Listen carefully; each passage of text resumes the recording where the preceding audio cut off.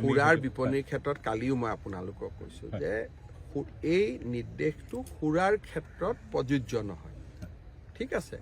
কিন্তু গুৱাহাটীত ৰেষ্ট্ৰ বাৰখিনি এটা ডিমাণ্ড কৰি আছে যে আমাৰ 12টা বজাত দোকানখন আমি বন্ধ কৰিব লাগে, কিন্তু 12:30 বাজিলে আহি আমাৰ ওপৰত অত্যাচাৰ পুলিচ বা এক্সাইজে অত্যাচাৰ আৰম্ভ কৰে।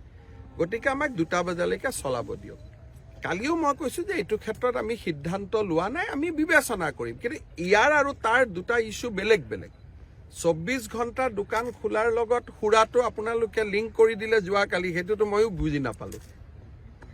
দুটা সম্পূৰ্ণ বেলেগ বেলেগ ইছ্যু। মই কৈছোঁ যে গুৱাহাটীত কিছু এটা দাবী আছে যে 12টাৰ পৰা 2টা কৰি দিব পাৰি নেকি, তাকো যিখিনিয়ে ভাত তাত খাই মানে ৰেষ্টুৰেণ্টটো 12, তাৰ লগত সুৰাৰহে দিয়া হৈছে।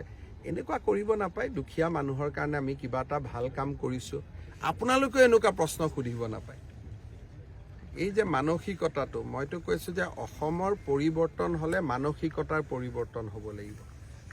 মই কৈছোঁ 24 ঘণ্টা দোকান খোলা ৰাখিব, আপোনালোকে কোৱা নাই মন্দিৰ খোলা ৰাখিব নেকি, আপোনালোকে কোৱা নাই বাছ আস্থান খোলা ৰাখিব নেকি। আপোনালোকৰ মাইণ্ডটো লগে লগে মদত গৈছে যে মদৰ দোকান খোলা ৰাখিব নেকি। তাৰমানে এটা চিন্তা কৰক, আমি কিমান ঋণাত্মক পৰিৱেশত বাস কৰোঁ। কোনেও কিন্তু নুসুধিলে ছাৰ মন্দিৰো খোলা থাকিব নেকি, ছাৰ নামঘৰো খোলা থাকিব নেকি। ফটক কৰি প্ৰশ্নটো সুধি দিলে যে মদো খোলা থাকিব নেকি। তাৰমানে আমি অসমীয়া মানুহে যদি মানসিকতাৰ পৰিৱৰ্তন নকৰোঁ, আমাৰ অসমখনক আমি কেনেকৈ ডেভেলপ কৰিম।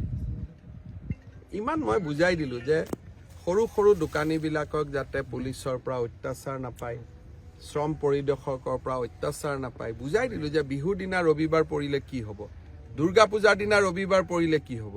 কিন্তু আপোনালোকৰ মাইণ্ডটো মদত লাগি আছে। এইটো কোৱা নাই যে নামঘৰো খোলা থাকিব নেকি, মন্দিৰো খোলা থাকিব নেকি।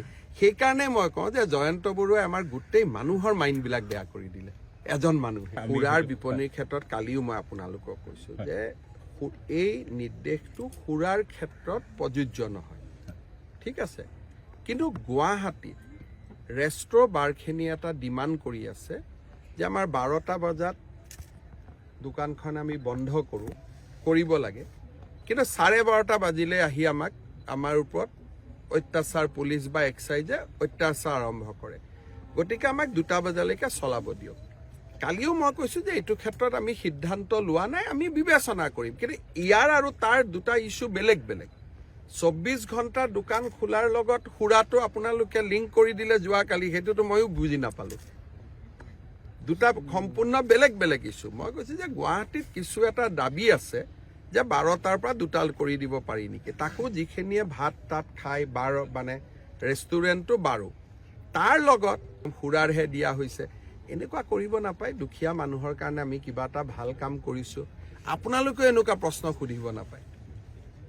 এই যে মানসিকতাটো, মইতো কৈছোঁ যে অসমৰ পৰিৱৰ্তন হ'লে মানসিকতাৰ পৰিৱৰ্তন হ'ব লাগিব।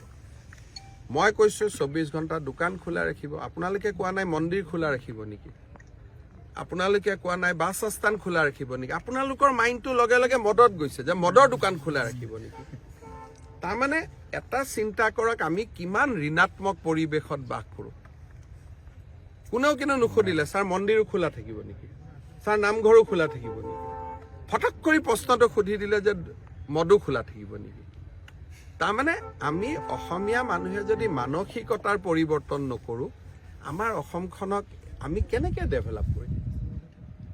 ইমান মই বুজাই দিলোঁ যে সৰু সৰু দোকানীবিলাকক যাতে পুলিচৰ পৰা অত্যাচাৰ নাপায়, শ্ৰম পৰিদৰ্শকৰ পৰা অত্যাচাৰ নাপায়, বুজাই দিলোঁ যে বিহুৰ দিনা ৰবিবাৰ পৰিলে কি হ'ব, দুৰ্গা পূজাৰ দিনা ৰবিবাৰ পৰিলে কি হ'ব।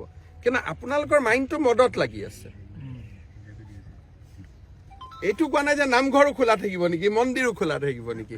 সেইকাৰণে মই কওঁ যে জয়ন্ত বৰুৱাই আমাৰ গোটেই মানুহৰ মাইণ্ডবিলাক বেয়া কৰি দিলে, এজন মানুহে। ঠিক আছে, হ'ব।